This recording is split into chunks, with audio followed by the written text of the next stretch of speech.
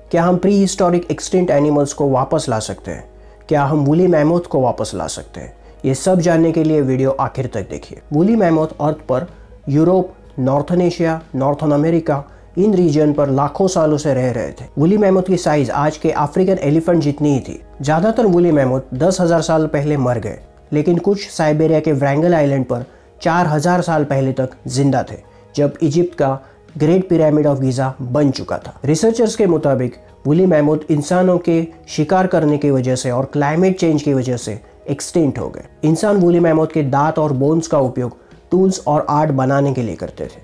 Archaeologist को हाल ही में एक 25,000 साल पुराना स्ट्रक्चर मिला जो 40 फीट चौड़ा है और वो पूरी तरीके से वूली मैमोथ के बोन्स और दांतों से बना है। साइंटिस्ट जेनेटिक इंजीनियरिंग से वूली मैमोथ को वापस से क्रिएट करने की कोशिश कर रहे हैं। एक्सपर्ट्स इसे डी एक्सटिंक्शन प्रोसेस कह रहे हैं। साइबेरिया में बहुत सारे वूली मैमोथ के फॉसिल्स मिले जो कोल्ड टेम्परेचर की वजह से प्रिजर्व हो गए हैं। उनके सेल्स डेड हो चुके हैं, लेकिन सेल्स के अंदर के डीएनए को साइंटिस्ट रीड कर सकते हैं, जिसे डीएनए सीक्वेंसिंग कहते हैं। साइंटिस्ट ने कुछ वूली मैमोथ के डीएनए की सीक्वेंसिंग कर ली है। डीएनए एक तरीके से जीवित चीजों का ब्लूप्रिंट होता है। डीएनए के अंदर कुछ कोडेड इंस्ट्रक्शंस होते हैं जो सेल्स को बताते हैं कि उन्हें किस तरीके से ग्रो करना है और बिहेव करना है। वूली मैमोथ का सबसे करीबी रिश्तेदार है एशियन एलिफेंट्स।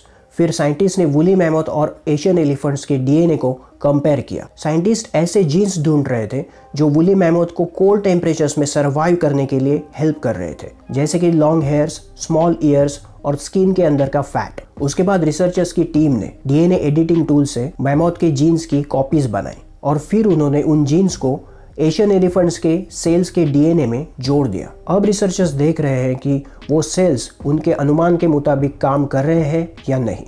लेकिन एक ऐसा सेल बनाना जिसमें मैमोथ के जीन्स है, ये एक बात है, लेकिन पूरी तरीके से जीता जागता वूली मैमोथ बनाना मुश्किल काम है। उसके लिए साइंटिस्ट एक प्रोसेस पे रिसर्च कर रहे हैं। उसके लिए उन्हें वूली मैमोथ के करेक्ट जीन्स का एम्ब्रियो बनाना होगा।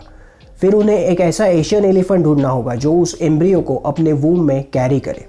लेकिन एशियन एलिफेंट्स पहले से ही खतरे में है, इसलिए साइंटिस्ट कोई रिस्क नहीं लेना चाहते। इसलिए रिसर्चर्स एक आर्टिफिशियल वूम बनाने की कोशिश कर रहे हैं, लेकिन उसमें वक्त लगेगा। बेसिकली साइंटिस्ट पूरी तरीके से एक वूली मैमोथ नहीं बना रहे हैं, वो एक हाइब्रिड एलिफेंट बना रहे हैं जो कोल्ड टेम्परेचर्स में सर्वाइव हो सके। और उसके लिए उस एलिफेंट में कुछ वूली मैमोथ के ट्रेट्स होने चाहिए, जैसे कि लंबे बाल, छोटे कान और ऐसा ब्लड जो कोल्ड टेम्परेचर्स में भी फ्रीज ना हो। लेकिन कुछ एक्सपर्ट्स इस प्रोजेक्ट पर सवाल उठा रहे हैं। उनका कहना है कि पहले से ही ग्लोबल वार्मिंग से अर्थ का टेम्परेचर बढ़ रहा है, तो ऐसे एनिमल को वापस ले आना जो कोल्ड टेम्परेचर में सर्वाइव करता है, ये एक समझदारी वाला कदम नहीं है, क्योंकि क्लाइमेट चेंज ही वूली मैमोथ के एक्सटिंक्ट होने की मुख्य वजह थी और इससे वूली मैमोथ फिर से एक्सटिंक्ट हो सकते हैं। आपको क्या लगता है, एक 4,000 साल पहले एक्सटिंक्ट हुए वूली मैमोथ को वापस लाना सही कदम है या नहीं?